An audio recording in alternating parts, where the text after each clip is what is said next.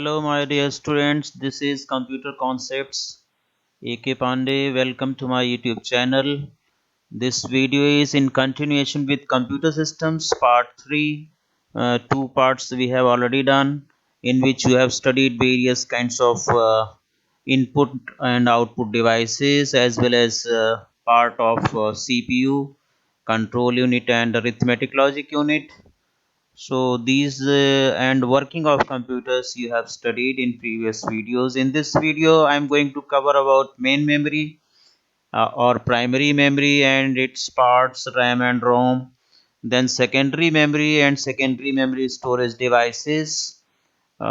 इसके बारे में हम लोग इस वीडियो में स्टडी करेंगे and at the same time we will study about RAM and ROM also, various kinds of RAM and ROM, then various kinds of storage media.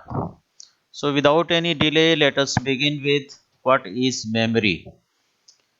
Generally, when we say memory, so we are talking about main memory. Main memory is inside the computer system. It is also called main memory or primary memory, where data and information stored temporarily is directly accessed by CPU. इसी को हम लोग main memory या primary memory के नाम से जानते हैं, जिसमें डेटा डायरेक्ट जो है सीपीयू एक्सेस करता है। और ये मेमोरी आप कह लीजिए कि वोलेटाइल होती है। Volatile means when power goes off और any electric supply is cut off, then whatever data is stored inside get erased. This memory has various memory cells to hold data and information. इस primary memory में बहुत सारी memory cells होती हैं और हर memory cell का एक particular cell address होता है, that too in the form of zeros and ones only, because these things are happening inside the computer system. हर सेल का एक सेल एड्रेस होता है जिससे वो सेल आइडेंटिफाई किया जाता है, and each cell is capable of holding certain piece of information, some certain piece of data in it. और ये जो डेटा है आपका, ये बिट्स और बाइट्स के फॉर्म में स्टोर होता है. मैं आपको दिखा देता हूँ थोड़ा सा स्ट्रक्चर मेमोरी का, आपको दिखाई पड़े तो. ये सेल लोकेशंस हैं, सेल एड्रेसेस हैं. यहाँ पर 0 1 2 3 4 5 इस तरह से सेल एड्रेस दिया हुआ है, but this is something in the form of binary, से 1 0 0 0 1 इस तरह का करके सेल एड्रेस होता है. और ये आपका ये जो ब्लॉक दिख रहा है, ये मेमोरी सेल्स हैं. हर मेमोरी सेल बिट्स के फॉर्म में, बिट्स और बाइट्स के फॉर्म में डिवाइडेड होती है, depend upon the word length of the computer system की. 8 बिट का है सेल या और बड़ा है. 8 बिट का मतलब 8 टाइम्स जीरोज और वंस. तो हर मेमोरी सेल में कुछ न कुछ स्टोर होता है. ये बिल्कुल उसी तरह से जिस तरह से हम अपने अलमीरा के ड्रॉर में कोई चीज़ रखते हैं तो उस ड्रॉर के ऊपर ये सेल एड्रेस मतलब एक लेबल लगा हुआ है. उस लेबल को आइडेंटिफाई करके we can find out what is kept inside this drawer of this almirah. तो इसी तरह से मेमोरी सेल में आपका डेटा होता है. मेमोरी सेल के ऊपर एक लेबल लगा है, उसे हम सेल एड्रेस कह सकते हैं, सेल लोकेशन कह सकते हैं. और इसके अंदर जो डेटा है वो बिट्स और बाइट्स के फॉर्म में होता है. When we talk about one bit the smallest and elementary unit of the memory, जिसे हम 0 या 1 से रिप्रेजेंट करते हैं, and a group of 8 bits that is called as 1 byte. 1 byte is the smallest unit to represent data, item or a character. Some computers memory units are. तो एक bite जो है वो सबसे स्मॉलेस्ट डेटा रिप्रेजेंट करता है, एक character represent करता है. एक कैरेक्टर को कम से कम हम 8 बिट में रिप्रेजेंट कर सकते हैं, at least A to Z and 0 to 9, या कुछ स्पेशल सिंबल्स हैं जिन्हें हम 1 बिट में रिप्रेजेंट कर सकते हैं. इसे हम बाइनरी डिजिट के नाम से जानते हैं. So byte means 8 bits and 1 kilobyte means 1024 bits. यहाँ 2 की पावर 10 bytes आपका 1 किलोबाइट होता है. एक मेगाबाइट जो है वो 1024 KB के बराबर होता है. 1024 मीन्स 2 रेज्ड पावर 10. इसी तरह से बहुत सारी यूनिट्स हैं अभी तक. Gigabyte, 1 gigabyte means 1024 MB. Terabyte, 1 terabyte means 1024 GB. 1 petabyte means 1024 terabyte. 1 exabyte means 1024 petabyte, 1 zettabyte means 1024 exabyte, 1 yottabyte equal to 1024 zettabyte, 1 brontobyte equal to 1024 yottabyte, 1 geobyte equal to 1024 brontobyte. तो इस तरह से these are the units to measure the computers memory. computers की memory को measure करने के लिए हम इन units का इस्तेमाल करते हैं। अब एक यहाँ टर्म है मेमोरी एक्सेस टाइम। मेमोरी को एक्सेस करने के लिए जिस समय सीपीयू हिट करता है मेमोरी को, मेमोरी का डेटा एक्सेस करने के लिए, उस समय से लेकर के उसके एक्सेस करने के तक के बीच का जो पीरियड होता, टाइम होता, उसे मेमोरी एक्सेस टाइम कहते हैं। The total time taken to access data from memory, that is from start of access until the data become available, is known as memory access time. तो ये एक definition है, इसे आपको याद रखना है कि मेमोरी एक्सेस टाइम किसे कहते हैं। और ये मैंने आपको कंप्यूटर मेमोरी को थोड़ा सा सिंप्लीफाइड फॉर्म में उसका स्ट्रक्चर बता दिया। देयर आफ्टर मेमोरी जो है वो दो तरह की होती है, रैम और रोम। आप जानते होंगे, random access memory and read only memory. जहाँ तक रैंडम एक्सेस मेमोरी का सवाल है, जो भी आप काम करेंटली कर रहे हैं कंप्यूटर में, that is all being done in the random access memory. जो आपको अभी मैंने दिखाया था, शो किया था, वो मेमोरी का ही स्ट्रक्चर था, जिसमें बहुत सारी मेमोरी सेल्स मैंने आपको दिखाई थी। यहाँ पर आप ये जो है आपके रैम का ही स्ट्रक्चर है। Okay, it is also called read write memory और the main memory of the primary memory. The programs and data that the CPU requires during execution of the program are stored in this memory. ठीक है, जो भी CPU को ज़रूरत होती है data और एक्सेस करने के लिए, that remains in the RAM. और ये वोलेटाइल होती है, अगर पावर कट हो जाए तो उसी समय आपके सिस्टम में से, रैम में से एवरीथिंग गोज ऑफ। ओके, तो that is why this nature is known as volatile nature. अगर वो चीज़ पावर कट पर ना अफेक्ट हो तो उसे हम नॉन वोलेटाइल नेचर कहते हैं। तो हमारी जो सेकेंडरी स्टोरेज मीडिया है वो नॉन वोलेटाइल होता है, उसमें पावर कट का से कोई फर्क नहीं पड़ता। Whatever is stored there that remains stored until we delete it using certain command. तो रैम जो है वो आपका वोलेटाइल होता है नेचर में। नाउ रैम भी दो तरह का है, एक है एस रैम और दूसरा है डी रैम। एस रैम का मतलब static random access memory, D RAM का मतलब डायनामिक रैंडम एक्सेस मेमोरी। इस तरह से आपका रैम होता है, जो कंप्यूटर के अंदर जो पार्ट लगता है रैम, रैंडम एक्सेस मेमोरी, कुछ एमबीज में, जीबीज में। एस रैम की अगर मैं बात करता हूं तो ये रैंडम एक्सेस मेमोरी है। It retains data bits in its memory as long as power is being supplied. ठीक है, अनलाइक डायनेमिक रैम में क्या होता था कि which stores bits in cells consisting of capacitors and transistors. तो डायनेमिक रैम में कैपेसिटर और ट्रांजिस्टर लगे होते हैं, ये इलेक्ट्रॉनिक कंपोनेंट होते हैं। ट्रांजिस्टर पावर को ऑन ऑफ करता है, सप्लाई करता है, कैपेसिटर उसे रिटेन करता है अपनी मेमोरी में, उसमें एक स्मॉल मेमोरी कह सकते हैं, थोड़ी देर के लिए पावर उसमें स्टे करती है। एस रैम उसका डिटेल स्टडी करने के लिए आप नेट से एक्सेस कर सकते हैं, कैपेसिटर और ट्रांजिस्टर का क्या फंक्शन है। इतना डिटेल में आपके सिलेबस में नहीं है, so I am just telling you that dynamic RAM has capacitors and transistors to retain the information in it. SRAM does not have to be periodically refreshed.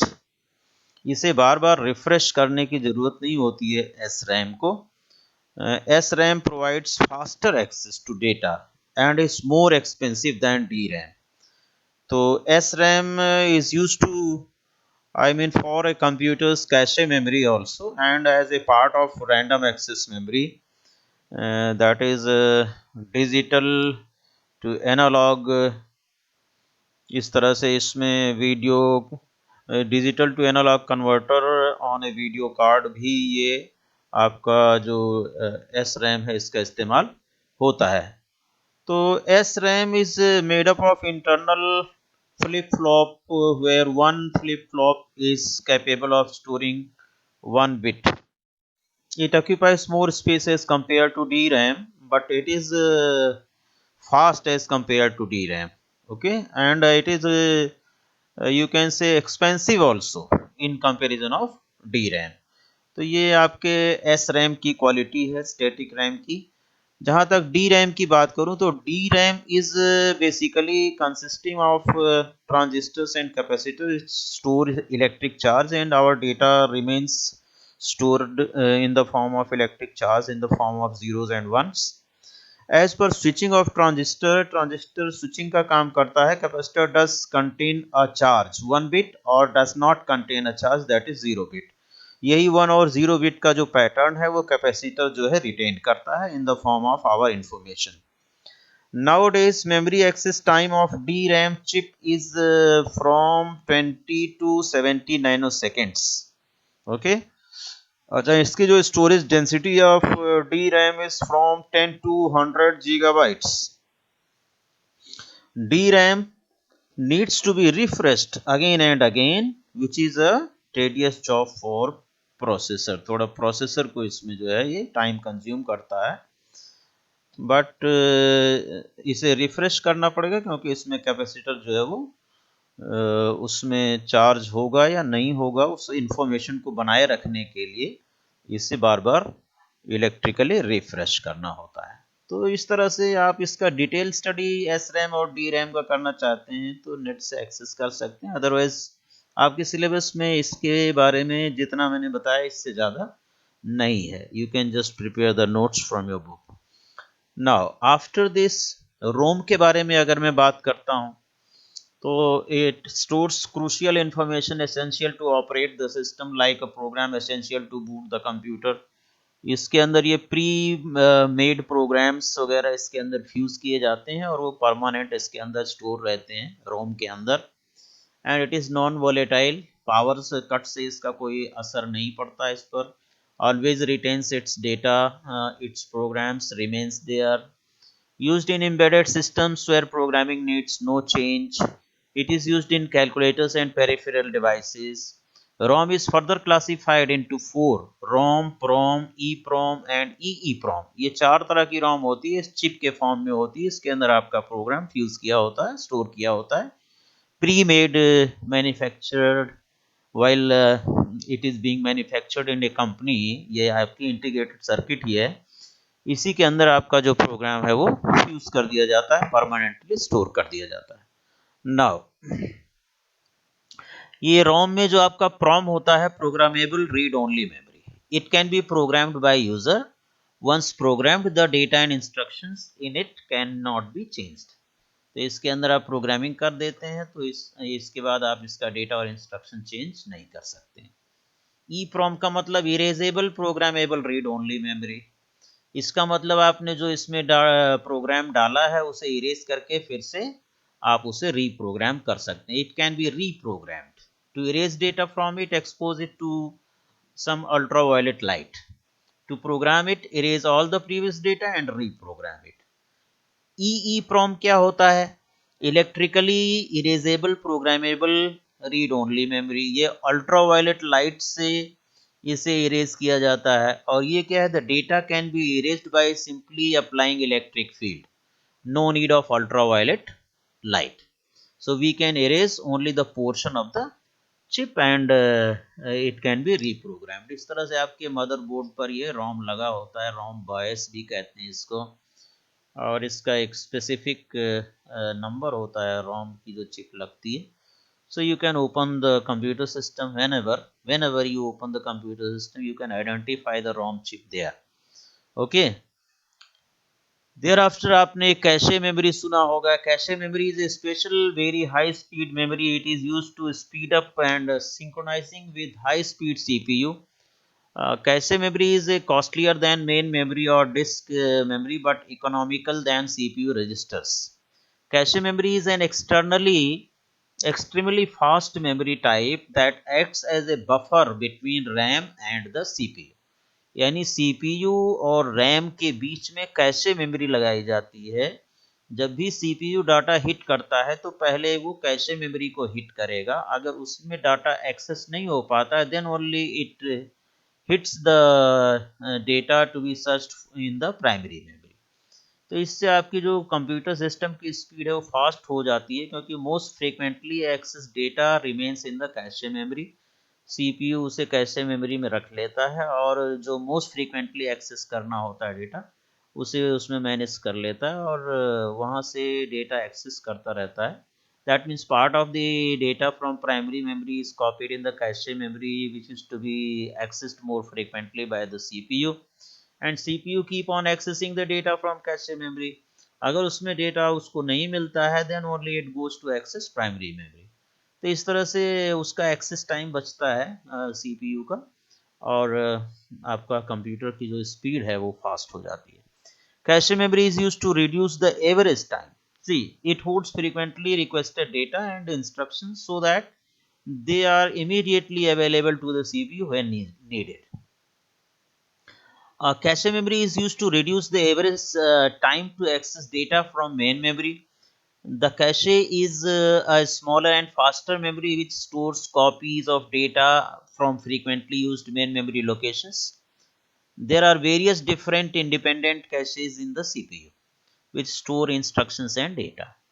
तो इसका जो सीपीयू का डायरेक्ट लिंक है पहले cache से होता है, फिर उसके बाद प्राइमरी मेमोरी से होता है, और ऑब्वियसली प्राइमरी मेमोरी से सेकेंडरी मेमोरी डिवाइसेस अटैच होती हैं, वहां से डेटा पहले प्राइमरी में आएगा, देन प्राइमरी के थ्रू कैशे में और प्राइमरी के थ्रू सीपीयू से एक्सेस करता है। और this is about various kinds of memories. Now एक टर्मिनोलॉजी यहाँ पर है सिस्टम बस। सिस्टम बस जो है वो जो वायरिंग सिस्टम आपके कंप्यूटर के अंदर है उसे ही हम बस कहते हैं, because it transports the data from one part of CPU to another part, इसीलिए उसको बस नाम दिया गया है। The group of wires used to contain main parts connect main parts of the computer system is called system bus, which creates an electronic path for the transfer of data from one part of the system to another part. System bus is used to transfer data and instructions between the various components of computer system. अब जैसे यहाँ पर देखें system बस में control bus, address बस और data bus. Address बस के थ्रू मेमोरी के एड्रेसेस ट्रांसफर होते हैं वन पार्ट टू अनदर, किस मेमोरी में क्या स्टोर है, सीपीयू एक्सेस करना चाहता है, इनपुट आउटपुट डिवाइसेस एक्सेस करना चाहती हैं। कंट्रोल बस कंट्रोल यूनिट के जो सिग्नल्स ट्रेवल करते हैं from one part to another, that is control bus. Data bus when data is transported from one part to another, input output devices, memory devices, CPU ALU में जब data जहाँ से जहाँ transfer होता है। तो ये तीन तरह के मेजर बस हैं, कंट्रोल बस, एड्रेस बस और डेटा बस। एड्रेस बस का मतलब मेमोरी एड्रेस से। The part of system bus that carries data is called data bus. That carries instruction is called control bus. Logical signals, control unit से जो signals जाते हैं, that is called as control bus. And the system bus that carries memory address is called address bus. And the bus connected with input output unit is called IO bus. तो इस तरह से आप देखें memory बस control bus से connected है, address bus से भी कनेक्टेड है और डाटा बस से भी कनेक्टेड है। Similarly CPU is connected with control bus, address bus and data bus. Input output devices are connected similarly and these three are known as control और सिस्टम बसेस। तो बसेस क्या है? They are just wiring system within the various parts of the system just to establish the electronic path for the import and export, that is transport of data. Okay, now we come to know the difference between RAM and ROM. आप जैसा कि पढ़ चुके हैं, it is possible कि read and write operation दोनों कर सकता है मेमोरी में, और रीड ओनली मेमोरी में only reading of data from memory is possible. ROM is volatile and RAM is volatile and ROM is non-volatile, as I have told you earlier.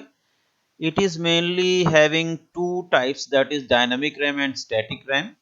Static RAM का इस्तेमाल cache memory के रूप में भी होता है, और it is mainly of following type, जैसा कि आपने पढ़ा PROM, erasable PROM, electrically erasable PROM, It is used for temporary data storage as it is volatile. It is used for permanent storage as it is non-volatile. So these are the various differences. जब आपको exam में पूछा जाए तो ये चार difference लिख सकते हैं.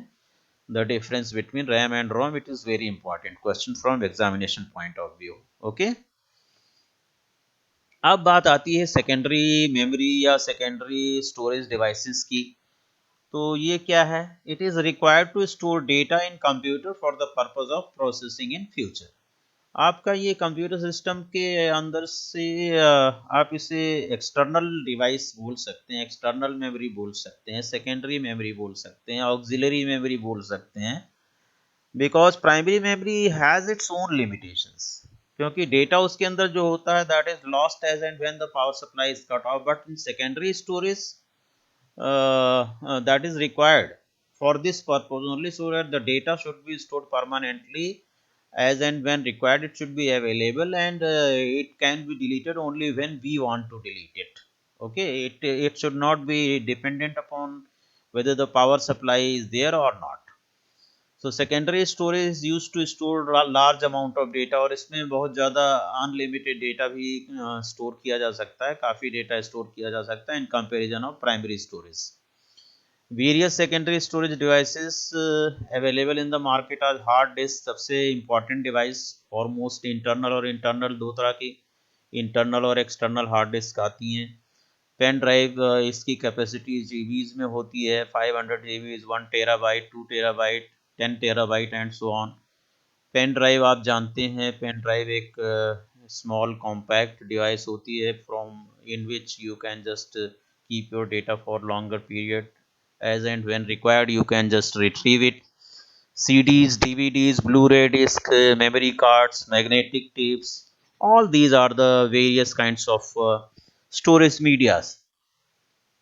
अब अगर मैं सबसे पहली जो डिवाइस हमारी है वो हार्ड डिस्क, अगर मैं हार्ड डिस्क की बात करता हूँ, ये ज़्यादातर जितनी भी आप डिवाइसेस देख रहे हैं केबीज में, एमबीज में, किलोबाइट्स में, ये सब अब ट्रेडिशनल डिवाइसेस थी. Floppy disk nowadays they are not being used. उसमें डस्ट प्रॉब्लम, हीट प्रॉब्लम होती थी, तो that was not I mean reliable source. Magnetic tape भी बहुत पहले इस्तेमाल किया जाता था, that is also not being used nowadays. Hard disk is most popular out of it, and CDs, DVDs still being used, pen drives still being used, hard disk, memory card, all these are being used nowadays. सबसे पहले मैं hard disk की बात करूं तो ये non volatile है, high capacity storage device है. इसकी कैपेसिटी एक गीगाबाइट 1 गीगाबाइट से लेकर के सेवरल टेराबाइट्स में हो सकता है. और इसमें सॉलिड राउंडेड डिस्क होती है अंदर, पैक्ड, एक दूसरे के ऊपर पैक की होती है राउंडेड डिस्क, और एक सील के अंदर उसको, सील केस के अंदर उसको पैक किया जाता है. और वो मैग्नेटिक मटेरियल कोटेड प्लेटर्स होते हैं उसमें, जिसके ऊपर हमारा डाटा जो है मैग्नेटाइज्ड फॉर्म में स्टोर होता है. It does not get lost or damaged by mishandling, as it is generally fixed inside the computer. और इसमें जो प्लेटर्स होते हैं उनको भी एक साथ एक पैकेट के अंदर ही जो है ऑलरेडी पैक किया जाता है, इसलिए मिसहैंडलिंग का कोई मतलब नहीं है. Data is stored in the on the platters in tracks, sectors and cylinders to keep it organized and to make it easier to find. तो इस तरह से आपका जो हार्ड डिस्क है, हार्ड डिस्क का स्ट्रक्चर मैं अगर आपको यहाँ से दिखा दूँ तो ये आपका हार्ड डिस्क है. इसके अंदर ये सारे प्लेटर्स हैं जो ये राउंड सर्कल में हैं. These are platters. ये जो बीच में स्पिंडल है इसको घुमाता है प्लेटर्स को. ये पूरी डिस्क है आपकी. यहाँ पर आपकी फाइल के फॉर्म में ये जो ब्लू एरिया है इस तरह से यहाँ पर स्टोरिंग होती है. और ये इस हेड को घुमाता है. हेड जो है आगे पीछे मूव कर सकता है. रीड एंड राइट हेड है ये. और ये just stick up on the tracks of the track and sectors of this platters. इसमें हर प्लेटर्स पर के अपर पोर्शन में और बॉटम पोर्शन में, दोनों पोर्शन में डेटा रीड एंड राइट होता है due to this read and write head only.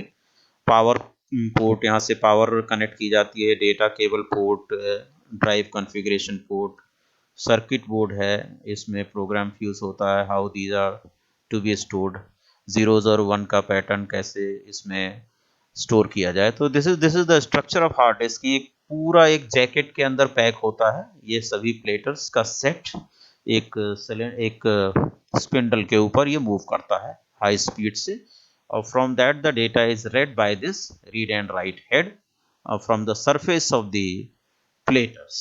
Okay, track की बात करूं तो हर every platter is divided into concentric rings called tracks. There are thousands of tracks on each platters. Her platter पर हजारों tracks हो सकते हैं। और सेक्टर की बात करूं तो each track is divided into sectors which are the basic unit of storage, यानी डेटा आपका सेक्टर्स के फॉर्म में स्टोर होता है।